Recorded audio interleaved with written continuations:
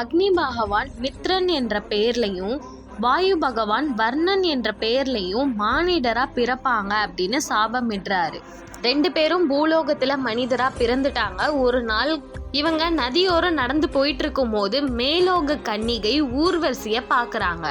2 பேரும் அவளுடைய அழகுல மெய்மறந்து இந்த மாதிரி ஒரு அழகிய பெண்ணை நான் பார்த்ததே இல்லை அப்படின்னு சொல்லி பேசிட்டு இருக்காங்க. இதனால அவங்க 2 பேர்கிட்ட இருந்தும் வீரியம் வெளிப்பட்டது.